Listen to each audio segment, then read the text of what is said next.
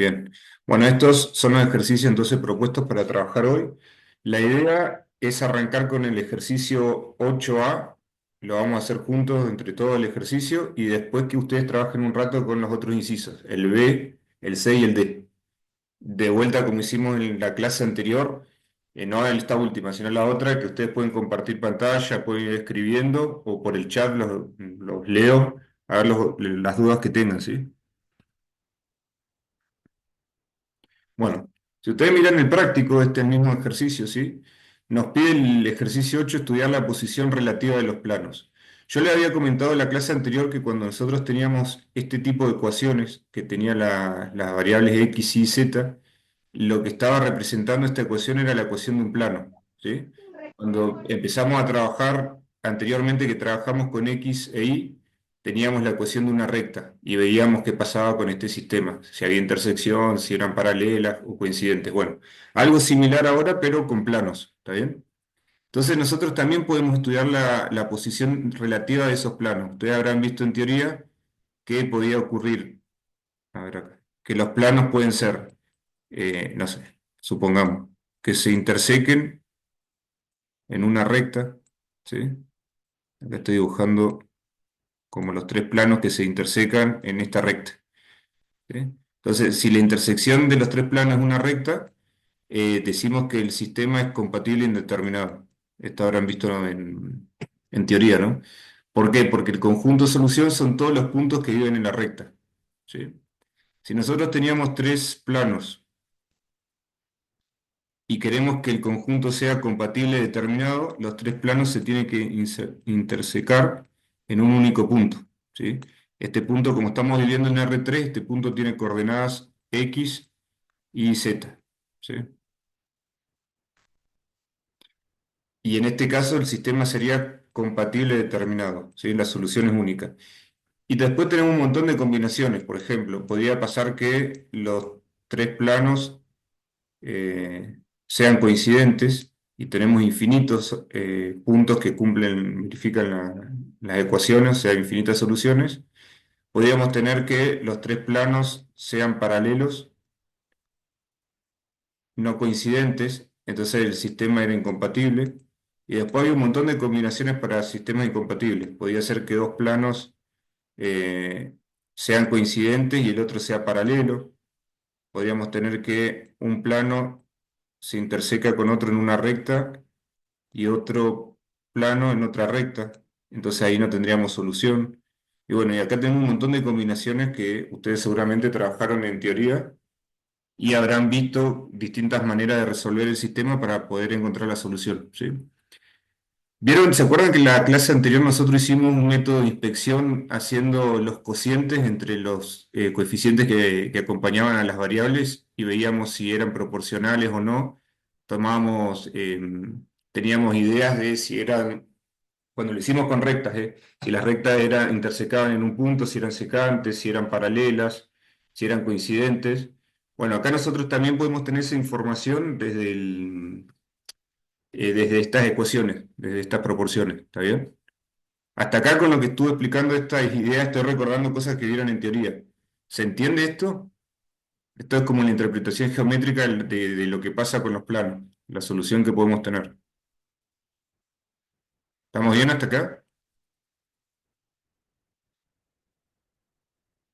Bien. Entonces voy a seguir, ¿sí? Entonces, vamos a ir haciendo comparaciones con las ecuaciones y esto me da la información, ¿está bien? Después igual lo tenemos que hacer todo el sistema, pasarlo a la matriz ampliada, aplicar el método del pivot o operaciones elementales para llevarlo a la forma escalonada o escalonada reducida mejor, y ahí podremos ver qué tipo de solución tenemos, ¿sí? Pero vamos a ir haciendo esta inspección. Por ejemplo, vamos a comparar las ecuaciones uno y la ecuación 2, estas dos primeras, ¿sí? Entonces voy a mirar a ver si son proporcionales los cocientes que se arman con los coeficientes. Fíjense que acá el que acompaña al x es un uno, ¿no? Entonces cuando yo hago este cociente me queda un tercio.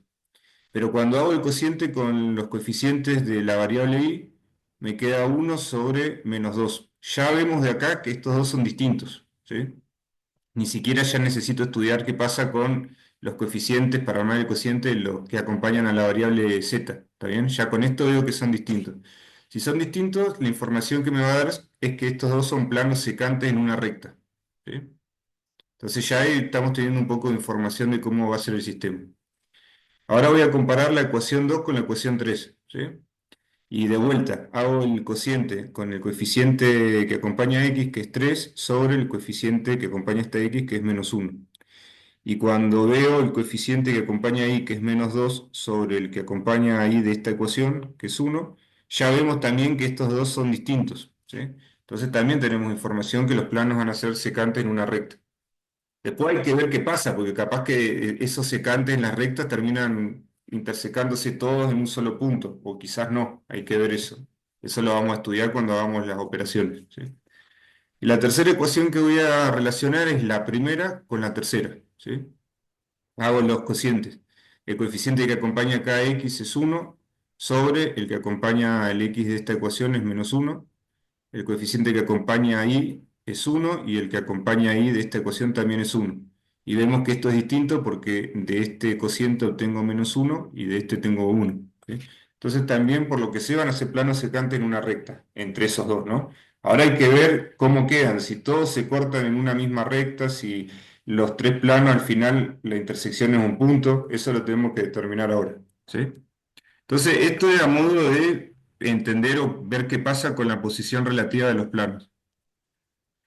Entonces, el siguiente paso que vamos a hacer es pasar este sistema a una matriz ampliada. ¿Está bien? Que esto ya lo habíamos hecho antes. Fíjense que esta es la matriz de coeficientes. Fíjense que acá la primera ecuación, el x, el y y el z, tienen un 1 como coeficiente. Son los que están acá. Y la matriz de términos independientes vale 2 en este caso. En esta segunda ecuación, los coeficientes son 3, -2 y -1, los que tengo acá. Y el 4 es el que pongo acá. Y en la tercera ecuación, los coeficientes son -1, 1 y 2. Es lo que tengo acá. Y de este lado tengo el 3. ¿Sí? Y ahora lo que vamos a hacer es empezar a hacer operaciones o usar el método del pivot para encontrar la forma escalonada. ¿Sí? O escalonada reducida, mejor, me va a dar más información. O sea, más sencilla la voy a tener para leerlo después. Entonces, fíjense que originalmente ya tenemos acá un 1 pivot. Entonces yo podría marcar este 1 y si uso el método del pivot, ¿se acuerdan que la fila quedaba como estaba, pero los elementos de la columna debajo de ese pivot se hacían ceros? Eso es lo que habíamos visto en la clase pasada y también ustedes habían visto un video. ¿Sí? Eh, Voy a hacer así. Y acá se acuerdan que para sacar estos valores uno hacía como, multiplicaba esta diagonal, se armaba como un rectángulo acá. Y hacíamos esta diagonal, multiplicábamos y le restábamos la contradiagonal. Entonces teníamos acá uno por, a ver, esperen que voy a usar el lápiz.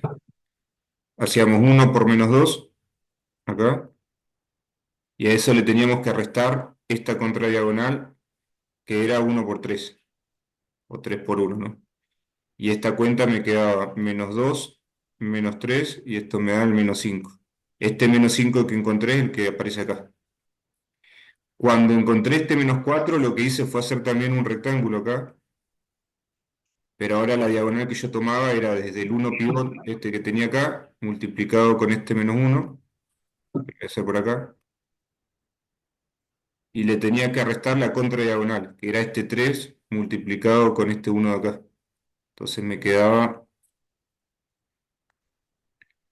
ese 3 multiplicado por ese 1.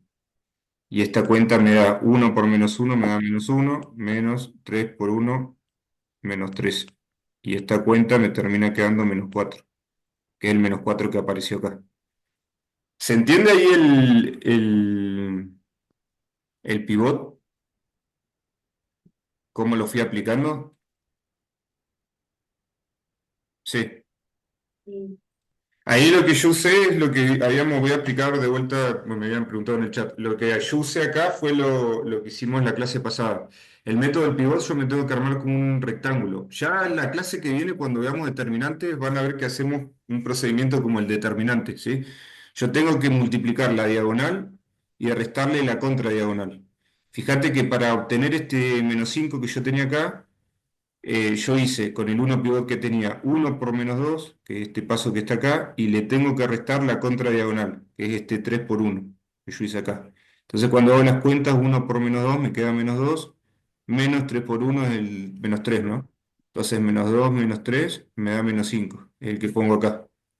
Para hacer acá el elemento que me quedó menos 4, yo hice este rectángulo que está acá, el que marqué acá, y multipliqué esta diagonal y a esa le resté la contradiagonal que es el 3 con el 1. Entonces me queda 1 por menos 1, que es lo que puse acá, menos el 3 por el 1. Cuando hago las cuentas, 1 por menos 1 me queda menos 1, menos 3 me da menos 4, el menos 4 que está acá. Ahora, si yo quiero para obtener este menos 2 que obtuve, lo que hice fue hacer el mismo rectángulo, pero ahora la diagonal que yo tomo es el 1 con este 4, ¿sí? Entonces me va a quedar 1 por 4 y le tengo que restar la contradiagonal. La contradiagonal es este 3 con este 6, con este 2. Entonces me queda 3 por 2. Entonces esto me da 1 por 4 es 4, menos 2 por 3 que es 6, esto me queda menos 2. Este es el elemento que está acá. Ahí se entendió el que me había dicho en el chat que si repetía. Bien. No quiero llenar todo de dibujito acá porque se va a mezclar todo, pero para obtener este 2, este 3, este 5 hice lo mismo, a ver si puedo cambiar de color. Hice lo mismo, pero armándome ahora este rectángulo de acá, ¿no? 1 por 1 me da el 1, menos 1 por 1 es el menos 1 que está acá. Y esto me queda 1, por regla de signo menos por menos me da más, el 1 de acá. Esto me da el 2 que apareció acá. Y para sacar encontrar este 3 que encontré, extendí este rectángulo y hice el 1 por este 2 y a eso le resté la contradiagonal que es este menos 1 por 1 que me da menos 1 esa cuenta. De vuelta por regla de signo, este menos por menos me da más y acá me queda un 3, que es el 3 que está acá. Y para sacar este 5 que encontré, extendí este rectángulo, hice 1 por este 3 que me da 3 menos 1 por 2 que es menos 2. Y acá me queda este 3 menos por menos me da más, y esto me da el 5 que apareció acá. ¿Me siguen ahí cómo apliqué el pivot?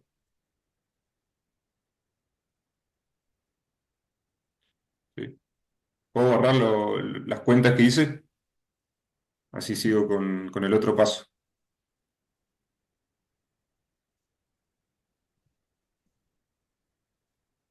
Voy a borrar estas cuentas, igual queda en el video.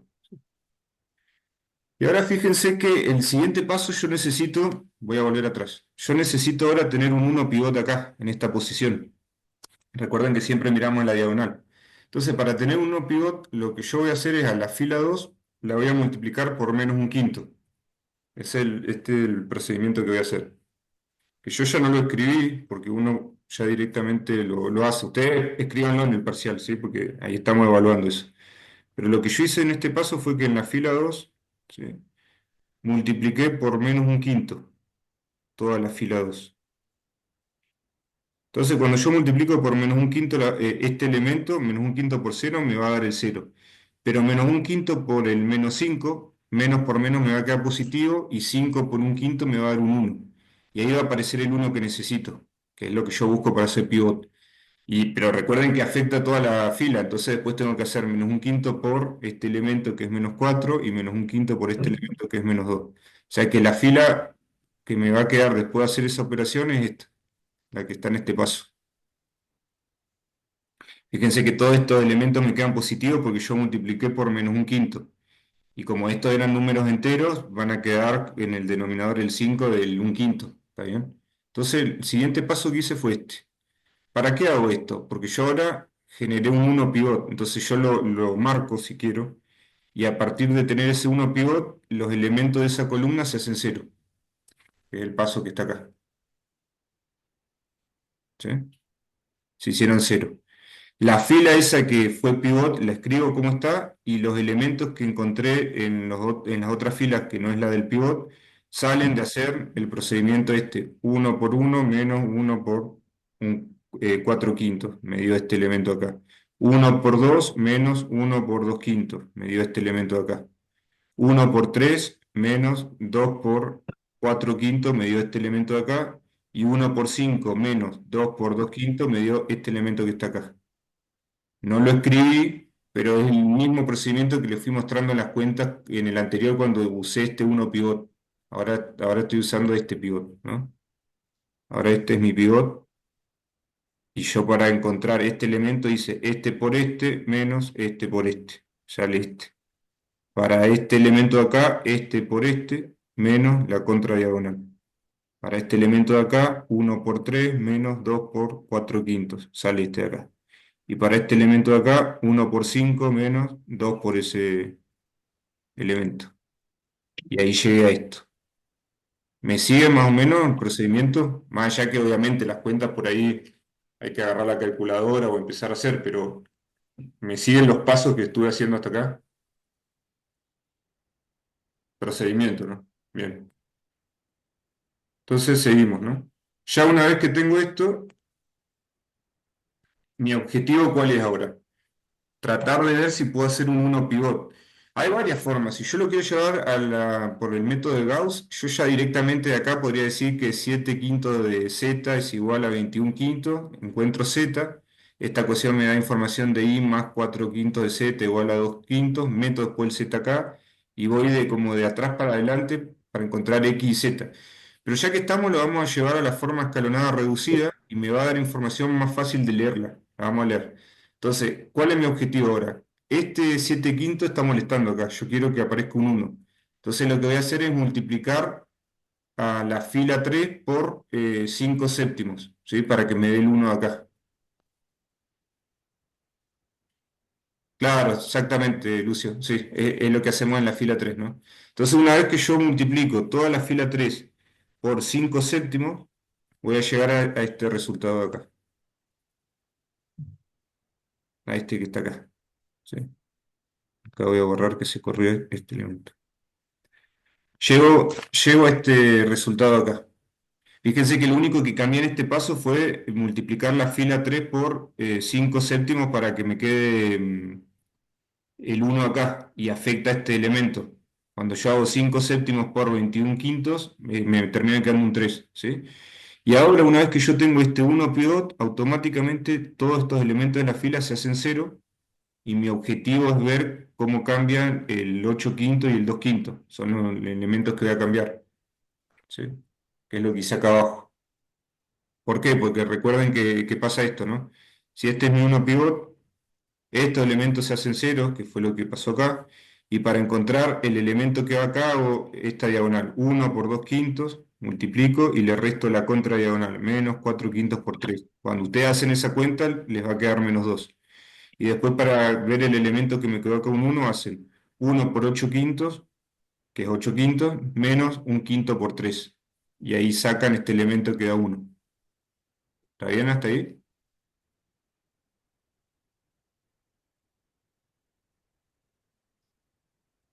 Y ahora, ¿cuál es la ventaja de haberlo llevado a la forma escalonada reducida? Que yo ya de acá tengo la lectura fácil de quiénes son el X y Z. Porque miren, esta posición que ocupa acá es la X. X más 0Y más 0Z, directamente me queda el X, es igual a 1. Esto, ¿cómo leo? 0X más Y más 0Z, o sea, de acá sobrevive el Y. Y es igual a menos 2.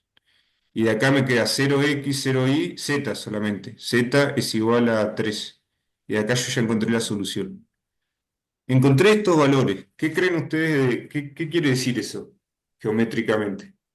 ¿Qué tipo de sistema encontré?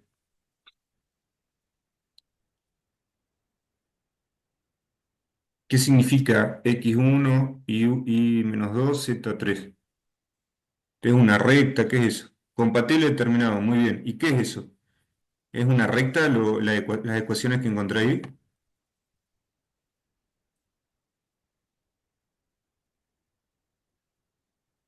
Ahí un punto. Dejaron de hacer fracciones porque cuando yo hago multiplico la diagonal y le resto la contradiagonal, al hacer esa recta seguramente me quedó un número entero.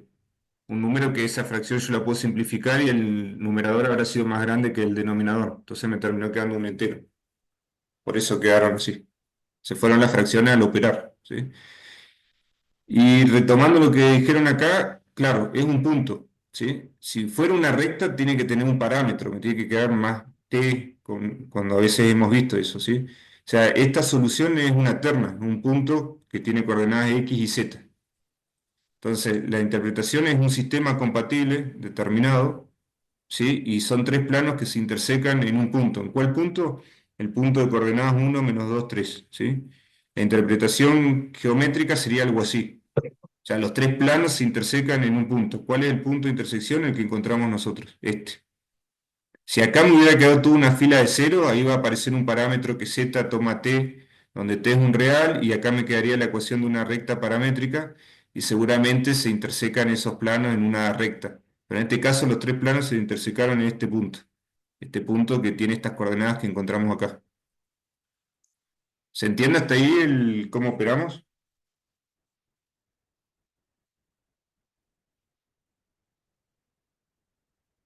¿Qué preguntás? ¿Qué hace el último pivot?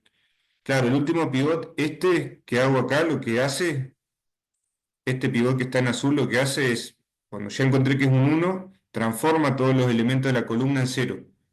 Y lo que me queda determinar es hacer ese rectángulo, armarme, y va a cambiarme los valores de 2 quintos y 8 quintos. El de 3 no lo mueve, porque una vez que yo encontré el pivot, esa fila queda como está, es el 3 que aparece acá. Pero cuando vos haces las cuentas de 1 por 2 quintos, ¿sí? Eso te va a quedar 2 quintos, y después vos le tenés que restar la contradiagonal, que la contradiagonal es 3 por 4 quintos, ¿sí? Y eso te va a dar -2. Mirá, si querés hacemos esa cuenta. O sea, voy a hacer para el -2, ¿sí?